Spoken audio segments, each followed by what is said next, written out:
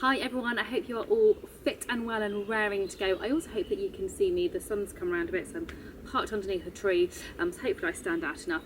We are going to be focusing on your whole body today, but it's a nice easy one, so if you feel that you are just a bit tired and you want to do something easy, this is a great session for you. Likewise, if you are new to Pilates, this is a really good one to start with. We always need to come back to our working our body as a whole, and these sorts of sessions are perfect for that. So let us think about our whole body before we start. Starting with your feet, that equal weight through both of your feet. Making sure you can feel your toes, make sure they're moving. Make sure you can feel your heels, base of your big toes, base of your little toes. And then soften your knees. Make sure your headlights are pointing straight ahead. Make sure you can move them up and down. And make sure that movement is independent of your shoulders. Remember, this is the movement you do in the saddle with the horse. And yes, our arms have to move with the horse, but you don't want it to be like this. Then think about your breathing. Make sure you're breathing into the base of your lungs.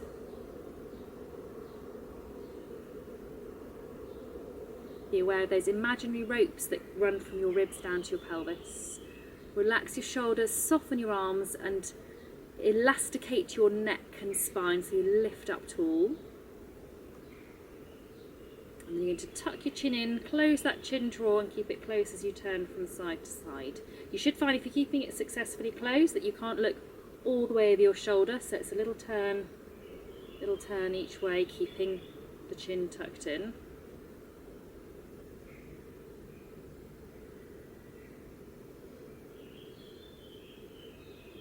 Okay, face the front. You've probably got a little bit more room than me. I suspect my hand's going to disappear off the top of your screen. Soften your knees, take your arms up above your head, reach up one arm for a nice big breath in, feel yourself lengthening through your side. Breathe out and then reach up the other way, nice big breath in. Really lengthen your whole side, adding in that big breath in, expands your rib cage, and increases that stretch and that lengthening of all those soft tissues. Remember, we're not making them longer, we're just taking them through their full length, or the available length. Okay, bring your arms down, and we're going to go to the end of your mat with your feet together and your knees soft. Hands on the front of your thighs, get my teeth back in. Tuck your chin into your chest. As you slide your hands down, try to feel that every single vertebra is moving in turn. Through your neck, between your shoulders, middle of your back, low back, and then your pelvis. Breathe in at the bottom, breathe out, stacking down with your pelvis and stacking every single vertebra, low back, mid back, upper back, neck and chin. And again, chin into your chest. This time you want to try to curl up as tightly as you possibly can. Easier said than done, particularly if you're doing this first thing in the morning, by the way. Breathe in at the bottom, breathe out, bend your knees, and we're going to go down onto your front. And we're going to start with an exercise called the Swan dive. So I would like you to have your arms out to the side, elbows bent to about 90 degrees. Tip of your nose resting onto the floor in front of you. Shoulder blades back and down, so you want to avoid them flapping down onto your mat. So back and down, tummy away from the puddle of water, pelvic floor onto floor 3. And you're simply lifting your head and neck. You want to imagine that you have a rod going down the back of your head and the back of your neck to about this point here, so that everything moves as one unit. You're trying to avoid this. That's a completely different movement and it works completely different muscles. So we're looking to have strength and control of this simple movement. Stay looking at the floor, lifting through the base of your neck, arms staying down, tummy away from your imaginary puddle of water. If you're doing this, you're sinking through your tummy, you're arching through your low back. This is very specific really to your upper and mid back, so be specific about how you are doing your exercise. We'll do one last one of this one.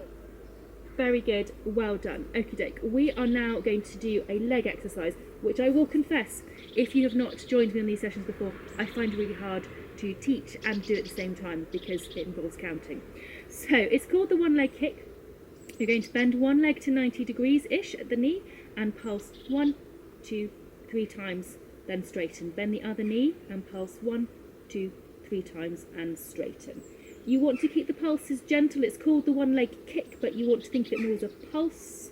If you think of it as a kick, you end up doing it really hard. You want to keep those headlights here equal in their pressure the whole way through. If you find yourself kicking really hard, you'll just ping yourself off the headlight on that side. So keep the pressure gentle, little bounces, little pulses, and keep going 1, 2, 3 each side. You might be thinking, what's this got to do? This is really good for your hamstrings, for their speed of reaction.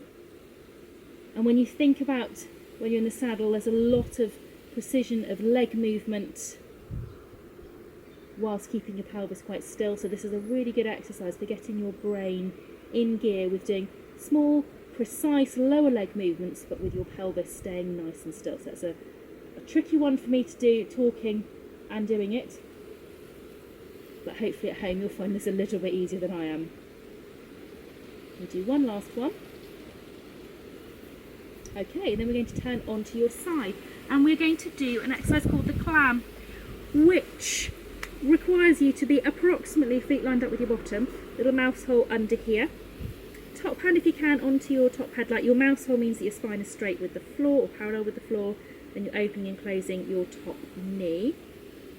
Now, those of you who are regular watchers of this channel will know that I have no problems with doing the Clam, hence why we are doing it. If you are new to me and you're thinking, oh, but there are some people out there who say you shouldn't do the Clam, I personally have no issue with the Clam provided it is used appropriately. So, if you have any problems with your hip, particularly if you've been told you've got trochanteric bursitis, so pain this part of your hip, this exercise is not appropriate for you.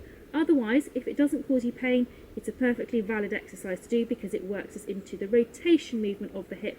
That is a movement we need to strengthen into, so there is no reason on earth why we should not do it. So yes, some people have gone down the Clam route. I have not. Soapbox out of the way now. So we've probably done enough of those anyway. I'll come back to a little bit more detail about it in a minute when we do the other side. Let's pop you onto your back. And we're going to do your oblique preparation exercise. So feet and knees approximately hip width apart. Find where your tummy feels nice and neutral. Then right hand at the top of your neck, the base of your head. Float your left fingers, reach for your left toes, and bring your right shoulder towards your left knee, and take everything back down together. So it's float and reach into that little turn, and everything back down together. Try to get your pelvic floor muscles onto floor 3. Remember, you've got 10 floors. Try and keep it on floor 3 throughout the exercise if you can, or certainly throughout each repetition. If you're doing it throughout each repetition, make sure you relax between each repetition. This bit of you wants to stay still, so we're avoiding that sit-up-y type of movement. It's really your upper and mid-back. We'll do one more this way. And then we'll swap and go the other way. So left hand at the top of your neck, base of your head, right hand by your side. Float and reach for your toes into that turn, left shoulder to right knee.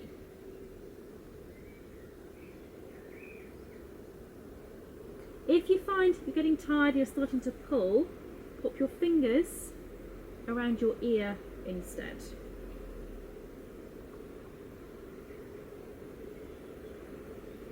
We'll keep breathing, and always remember to breathe.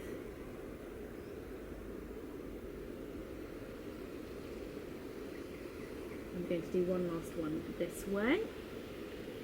Super job, well done. Okay, we're going to move on to an exercise called scissors, which is really, really good for hip control. I suggest hands onto these headlights so they give you a little bit of feedback about what is going on. You might want to shove your feet a little bit further away because pelvic floor onto floor 3, one leg up into the tabletop position, back down, and the other leg up into tabletop and back down. And you want to make sure that you move from the hip and your knees stay at 90 degrees. If your feet are too close to you, you end up getting some knee action involved. So you really want to keep your feet slightly further away so that you can make sure you move from your hips knees are at 90. Think about those ribs, keep them sinking towards your pelvis so you're not tempted to arch upwards through your back. If you're finding this a little bit easy, just take your elbows off the floor so you're not balancing, bracing through your arms, but you've still got that feedback through your hands. Remember to breathe and to keep your pelvic floor muscles gently onto floor 3. This is also what I call a wine glass exercise. So you want to imagine you have a wine glass on the leg that isn't moving, and make sure that it's full at the end of the movement. What tends to happen otherwise is the knee goes out, the knee goes in, it wobbles. So that's a really good one for making sure you're still on the still leg. Okay, we'll do one more with each leg. And then we're going to turn onto the side you haven't already been on. We will do the clam again, unless of course you have any hip problems, which mean you shouldn't be doing it. So feet approximately lined up with your bottom, little mouse hole position. Top hand here.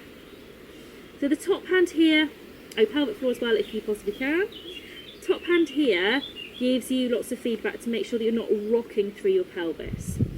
If you don't find you feel this is doing very much, and I find this, if I put my fingers just behind my headlight, I can really feel my glute med working really nicely. But not everyone does. So it might be that you need to change the angle of your knee position. It might be that you need to rock forward slightly, just change the angle. So have a little play around and see if you find if this position, this basic position doesn't work very much, then see if changing it just helps a little bit. Always keep this mouse hole position open so your spine is parallel to the floor. If you haven't got a mouse hole and your spine is on a curve, then you're just reinforcing movement patterns with a curved spine, and that's just going to contribute to you collapsing to one side in the saddle. So always be training when you're on your side with your spine parallel to the floor. So we'll do 2 more of this one. You've probably done enough. I'm certainly beginning to feel it. Super job. Okay, then we're going to come up into sitting, just to wind your bodies down a little bit. So try and get yourself equal where you're sat. If you need to sit on something or sit with your legs in the cross legs position, that is absolutely fine.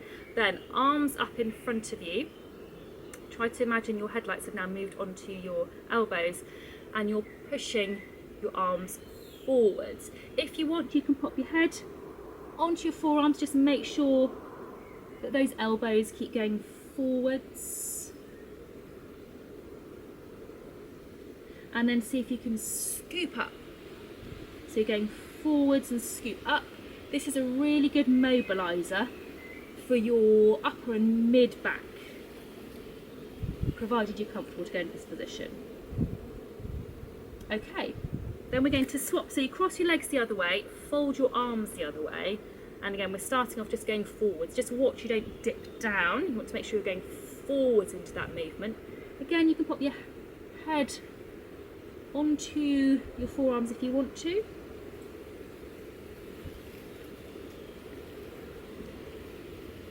And then again we're going to add in that scooping up.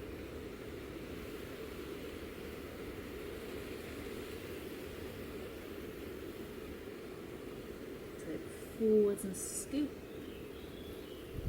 forwards and scoop. I'm going to do one last go, forwards and scoop. Super job. Bring your arms back down. Okay, and we're just going to finish with a nice little stretch to the side. So one hand beside you, take that top arm over, good big stretch, lengthen your side. Back down, we'll go to the same side again. So again, over, stretch that side. Come back down, we'll go to the same to the other side. So over, and stretch. And over, and stretch. Bring your hands back down. Check your position, so make sure you're now with equal weight through your seat. Your shoulders are level and relaxed, and that you can breathe nicely into the base of your lungs. Also try to feel that your spine has still got that elastic feeling, just gently stretching you upwards. And that is the end for this session. So if this has been your first one, I do hope you've enjoyed it and found it useful. If it's just been a quiet session for you today, then hopefully it's done exactly what it needed to do.